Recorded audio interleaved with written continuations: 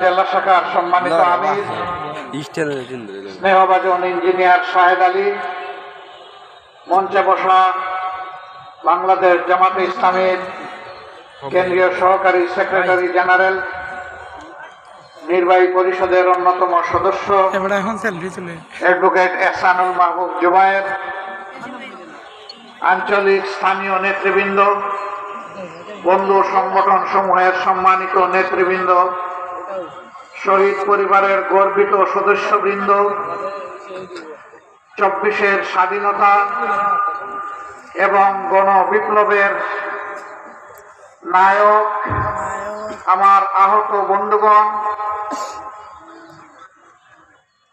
প্রিয় সহকর্মী ভাই ও বোনেরা, সাংবাদিক বন্ধুরা, প্রিয় মৌলভীবাজারবাসী, আল্লাহ তাবারক ওয়া তাআলার শুকরিয়া আদায় করছি। রব্বুল আলামিন মুক্ত পরিবেশে আজ এমন একটি সম্মেলন প্রশান্তির সাথে আমাদেরকে অনুষ্ঠান করার তৌফিক দান করেছেন। সেই মহান রবের দরবারে প্রাণ খুলে শুকরিয়া আদায় করি, আলহামদুলিল্লাহ।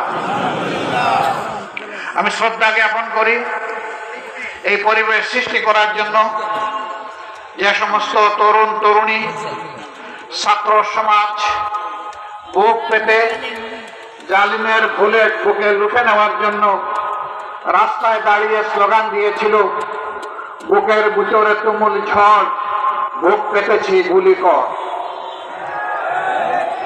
এই তুমুল ঝড়টা ছিল 15.5 বছর একটি ফ্যাসিস্ট সরকার জাতির ঘাড়ে চেপে বসে জাতির সকল অধিকার কেড়ে নিয়েছিল, কার্যত শ্মশান কিংবা গুরুস্থানে পরিণত করেছিল। ওরা মাঝে মাঝে বলতো এই দেশে নাকি অনাবিল শান্তি বিরাজ করছে। আমি ওদের আমলেও চিৎকার দিয়ে বলতাম, হ্যাঁ, শান্তি তোমরা স্থাপন করেছো, কবরস্থানের শান্তি। কারণ কবরস্থানে কোনো জীবিত মানুষ থাকে না, এই জন্য তাদের হাসি কান্না শোনা যায় না। বাংলাদেশকে তোমরা সমস্ত অধিকার হরণ করে, মানুষের সমস্ত অধিকার হত্যা করে সেই রকমই তোমরা গুরুস্থানে পরিণত করেছো, এই জন্য এখানে হাসি এবং কান্না শোনা যায় না। এই 15.5 বছর তারা খুনের রাজ্য কায়েম করেছিল। তার জানান দিয়েছিল ক্ষমতায় আসার আগে, 2 বছর আগে, 2006 সালের 28 অক্টোবর স্পষ্ট দিবালোকে লগিবইন্টার তাণ্ডব চালিয়ে আদম সন্তানদেরকে নির্মমভাবে হত্যা করে তাদের লাশের উপর দাঁড়িয়ে যখন নর্তন কীর্তন করেছিল, তখন তারা জাতিকে জানিয়ে দিয়েছিল যে আমরা ক্ষমতায় আসলে এই খুনের রাজনীতি করব। আমরা সেদিন আমাদের বুকের কান্না বাংলাদেশের জনগণের কাছে হয়তো বা পৌঁছাতে পারিনি।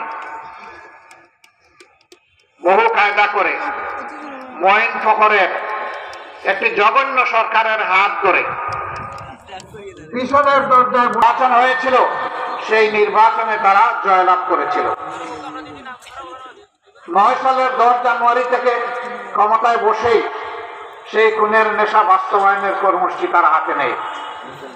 সর্বপ্রথম তারা খুন করে আমাদের 57 জন কমিটেড দেশপ্রেমিক চৌকস সেনা অফিসারকে বিডিআর সদর দপ্তর পিলখানায়। 25 এবং 26 ফেব্রুয়ারি ক্ষমতায় আসলো 10 জানুয়ারি। 2টা মাসও যেতে না যেতে খুনের রাজত্ব তারা কায়েম করা শুরু করে দিল।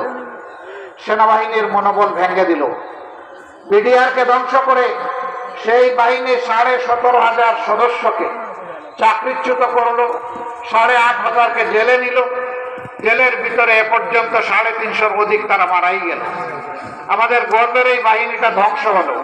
ক্ষমতায় যাওয়ার সিঁড়ি হিসাবে তাদেরকে ব্যবহার করে, চক্রান্ত করে তাদেরকে ধ্বংস করে দিল। আমাদের গর্বিত এই বাহিনীর নাম বদলিয়ে এখন বিজিবি রাখা হয়েছে। আগে ছিল আমাদের নামের সাথে একটা শৌর্যবীর্য, বাংলাদেশ রাইফেলস। এখন নাম দিয়েছে বর্ডারের চৌকিদার। লোগো বদলিয়েছে, ড্রেস বদলিয়েছে, নাম বদলিয়ে ফেলেছে। কারা এগুলা করলো? কারা হত্যাকারী ছিল? জাতিকে জানতে দেওয়া হলো না, লুকোচুরি করা হলো। রাতের অন্ধকারে বিদ্যুতের আলো কেড়ে নিয়ে অন্ধকার করে খুনিদেরকে পালিয়ে যাওয়ার সুবিধা করে দেওয়া হলো। একটা বিশেষ দেশের প্লেন সেদিন কেন এসেছিল ঢাকায়? এরপরে হঠাৎ করে উধাও হয়ে গেল কিভাবে? তার জবাব স্বৈরাচারী সরকাররা না দিলেও একদিন তাদেরকে দিতে হবে। আমরা সেই হত্যাকাণ্ডের বিচার চাই। এরপরেই শুরু হলো তাদের তাণ্ডব। তাদের প্রথম লক্ষ্যবস্তু বানাইল জামাত ইসলামীকে,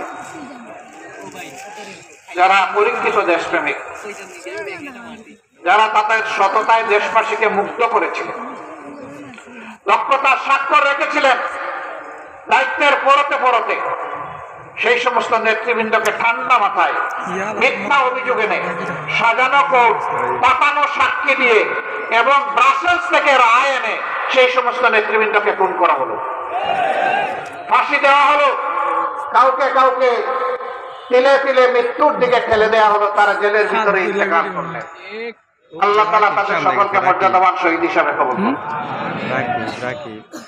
আমরা তখন আমাদের বন্ধু সমস্ত রাজনৈতিক সংগঠনকে বলেছিলাম, এটি জামাতের উপর আঘাত নয়, এটি বাংলাদেশের স্বাধীনতা সার্বভৌমত্বের উপর আঘাত।